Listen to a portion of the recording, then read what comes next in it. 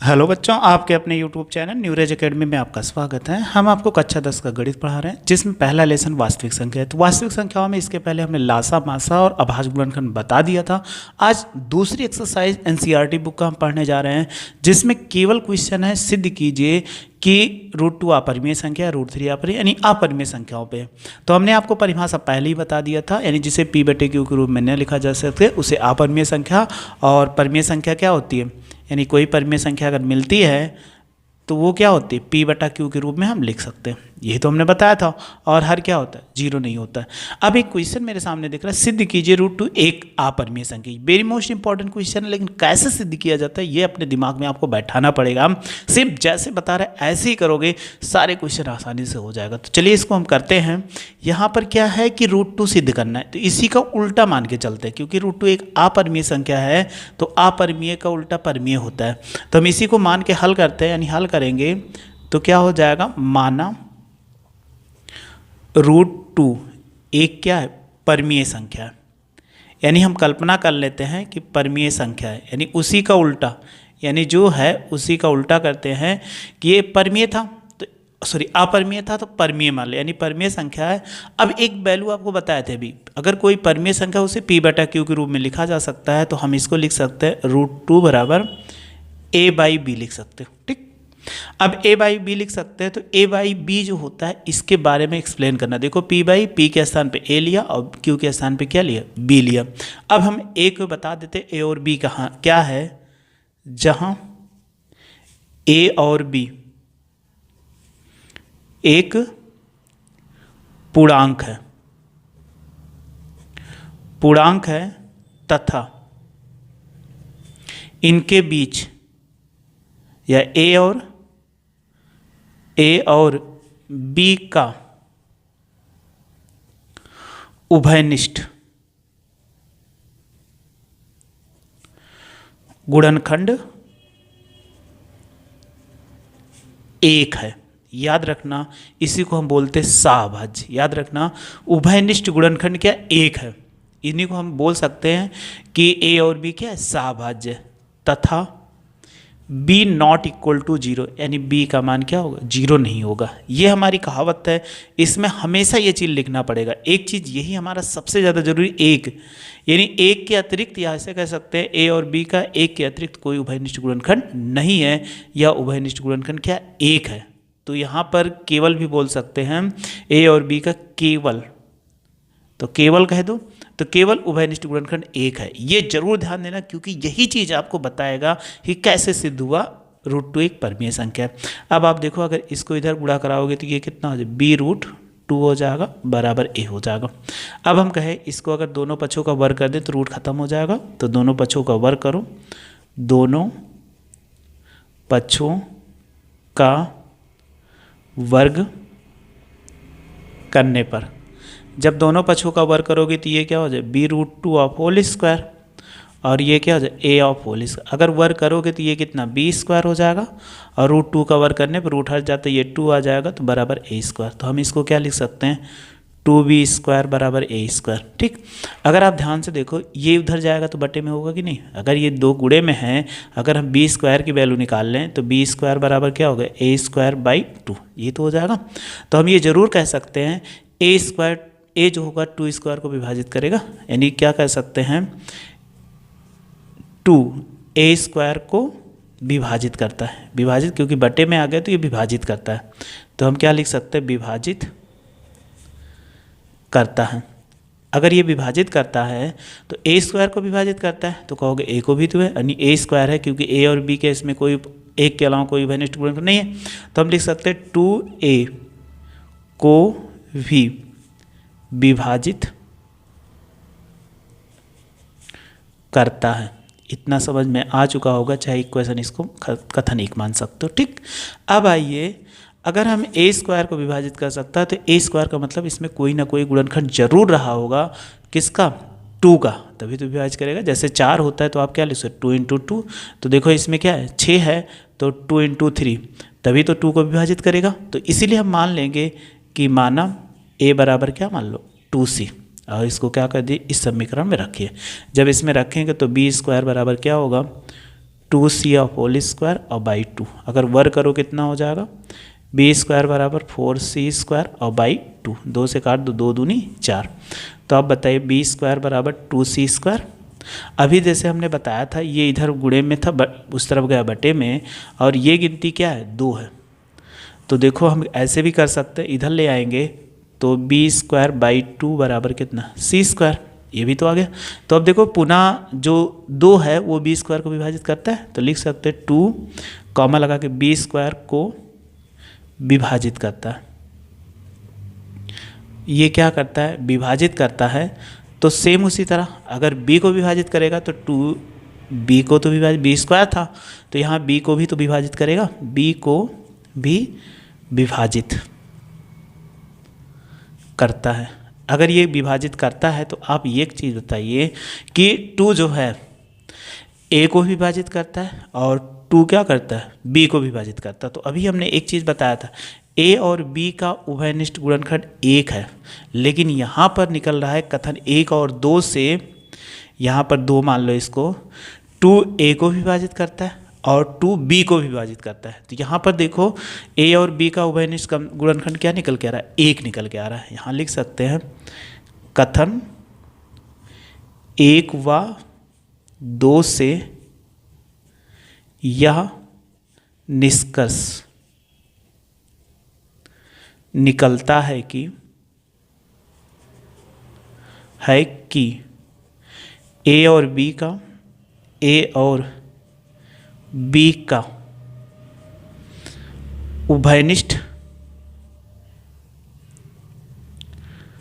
उभयनिष्ठ गुणनखंड क्या है, 2 है।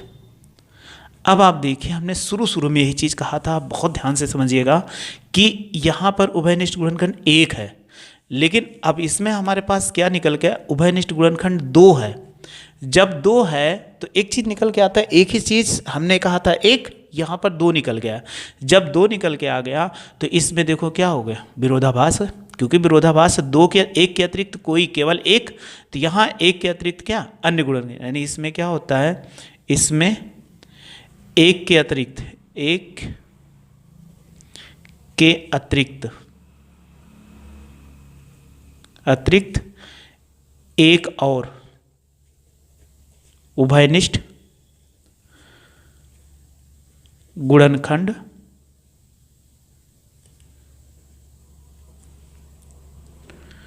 खंड 2 आता है। अतः क्या है, इस तथ्य में क्या है, विरोधाभास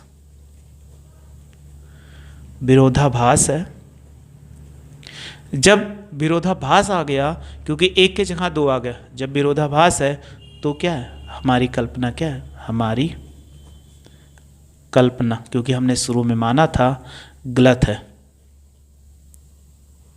हमारी कल्पना क्या है, गलत है। अतः हम लिख सकते हैं कि √2 क्या है, एक अपरिमेय। हमारी कल्पना क्या हो गई, गलत हो गई। क्यों, क्योंकि उसमें एक और उभयनिष्ठ गुणनखंड आ गया 2। तो 2 आ जाने का हमारी कल्पना जब गलत हो गई तो दूसरी अपने आप सही हो जाती है। तो ये क्या हो जाएगा, √2 एक अपरिमेय संख्या। तो आपको समझ में आ गया। सेम ऐसे √3 का होगा। आइए √3 का भी कर लेते हैं हम। चलिए √3 का देखिए, सेम ऐसे ही करना जैसे हमने √2 किया था। तो यहाँ पर क्या, अगर ऐसे मिल जाए √2 को जैसे किया, एक तरीका समझ लीजिए, सारे क्वेश्चन हो जाएंगे। तो आप मानिए सबसे पहले कि माना √3 एक क्या है, परमीय संख्या है, परमीय संख्या है। अगर कोई भी परमीय संख्या है तो आप उसको क्या ले सकते हैं, √3 बराबर a/b में। अब a और b के बीच में अभी जो हमने पहले कहा था वही लिखेंगे कि जहाँ a और b क्या है, a और b एक पूर्णांक है, जिनका या जिनमें 1 के अतिरिक्त ऐसे भी लिख सकते हैं, अतिरिक्त कोई अन्य उभयनिष्ठ गुणनखंड नहीं है, गुणनखंड नहीं है। यानी क्या है, एक केवल है, एक के अतिरिक्त कोई अन्य उभयनिष्ठ गुणनखंड नहीं है, मतलब एक ही है जो उसका उभयनिष्ठ गुणनखंड है, जो एक में इसका एक या ए और बी का मासा लोगे तो एक ही आएगा। यह ए और बी क्या है, हम बोल सकते हैं ए और बी सह अभाज्य है। अब आइए अगर इधर इसको हम गुणा कराएंगे तो बताइए कितना हो जाएगा, b√3 बराबर कितना ए हो जाएगा। अब दोनों पक्षों का वर्ग कर दो तो क्या होगा, दोनों पक्षों का वर्ग करने पर, अगर हम दोनों पक्षों का वर्ग करेंगे तो b का वर्ग करोगे तो b² हो जाएगा, और √3 का वर्ग करेंगे 3 बराबर a²। अगर हम 3 को इधर भेज दें तो b² बराबर कितना a²/3, तो 3 देखो a² को विभाजित करता है तो लिखेंगे 3a² को विभाजित करता है। अगर करता है तो 3a को, जहाँ हमने 2 लिख रहे थे, अब सेम कंडीशन देखो इसमें दिखा दे रहे हैं। यहाँ 2 के स्थान पे केवल 3 आते हुए चला, यहाँ पे 3 है, फिर देखो यहाँ पे भी ये जहाँ 2 था तो यहाँ 3 आ गया, इसका 3 इधर ले जाके बटे में 3 होगा। सेम वही चीज़ कर रहे हैं, बस याद रखना है जैसे इसको किए सेम संख्या वही रहे, बस संख्या बदल जाएगी और कोई चेंजिंग नहीं होने वाला। को भी विभाजित करता है, अगर ये करता है तो आप मान सकते हो कथन एक, इसको मान लो। अब मान लीजिए फिर से को माना a बराबर कितना 3c, a बराबर 2c हमने माना था, इसमें क्या करेंगे 3c, अगर आप वैल्यू रखोगे b²/3c का होल स्क्वायर बाई 3, तो b² बराबर कितना 3 त्रिक का 9c²/3, 3 से 3 कट गया 3, तो बताइए b² बराबर कितना 3c²। अब आप देखो जैसे अभी हमने कहा था c² की वैल्यू नहीं इस तरफ आएगा, बटे में हो जाएगा b²/3 बराबर c²। तो देखो 3 के बटे में आ गया तो 3 क्या करता है, 3 b² को विभाजित करता है, इसे लिख सकते हैं कि विभाजित करता है, तो 3 b को भी तो विभाजित करेगा क्योंकि b² को विभाजित करता है, तो b को भी विभाजित करता है। इसको कथन 2 मान लो, तो ये कथन 1 है, ये कथन क्या है 2 है। तो a और b में देखो 3 a को विभाजित करता है और b को विभाजित करता है, जब विभाजित करता है 3 एक उभयनिष्ठ गुणन निकल गया, तो हम लिख सकते हैं कथन 1 व 2 से यह निष्कर्ष निकलता है कि a और b का उभयनिष्ठ गुणनखंड क्या है 3 है। अब 3 है, जबकि हमने शुरू में बताया था 1 के अतिरिक्त क्या है, कोई उभयनिष्ठ गुणनखंड नहीं है। तो अब क्या होगा, हमारे जो कल्पना थी उसमें विरोधाभास है, तो हम लिख सकते हैं इस तथ्य में क्या है, विरोधाभास है, विरोधाभास है। अगर विरोधाभास आ गया तो आप क्या बताइए, अगर विरोधाभास तो मतलब उसमें कन्फ्यूजन आ गया, कन्फ्यूजन आ मतलब गलत हो रहा है, तो विरोधा इस तथ्य में क्या है कि हमें विरोधाभास है, तो हमारी कल्पना क्या है, विरोधाभास है, तो हमारी कल्पना गलत है, अतः लिख सकते हैं कि √3 एक क्या है, अपरिमेय संख्या है। ठीक, ये आपको समझ में आ चुका होगा। तो चलो देखो, अगर हम आपको मिल जाए, सपोज कर लीजिए सिद्ध करने को, तो आप अगर इसका स्क्रीनशॉट लेना चाहते हो ऐसे पूरा ले लो, या मेरे साथ लिखे होंगे तो बहुत अच्छे से आप लिख सकते हो। ठीक है, अब इसको आपने पूरा स्क्रीनशॉट ले लिया होगा। अब आपको ऐसे √2 के स्थान पे सपोज करिए √5 आ जाए तो हमें कोई प्रॉब्लम नहीं, √6 आ जाए तो कोई, चलिए हम √5 को बता देते हैं क्या करना है। यहाँ मानना है √5 हो जाएगा, तो इस पर √5, तो यहाँ पर क्या लिखना है, √5 माना एक क्या अपरिमेय संख्या है, 2 जहाँ है वहाँ 5, यानी 2 बराबर 5 रखते हुए चले जाओ, तो यहाँ पर 5 आ गया।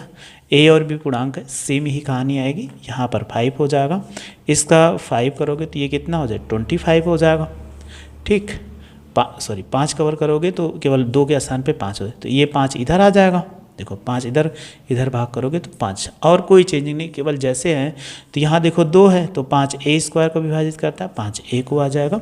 फिर यहाँ ए बराबर कितना, 2 के स्थान पे 5 रखना तो 5c हो जाएगा। तो ये 5 और 5 कवर करोगे तो कितना 25, और यहाँ बट्टे 5 होगा, और यहाँ 5 से काट दोगे तो यहाँ कितना बच जाएगा 5c बच जाएगा।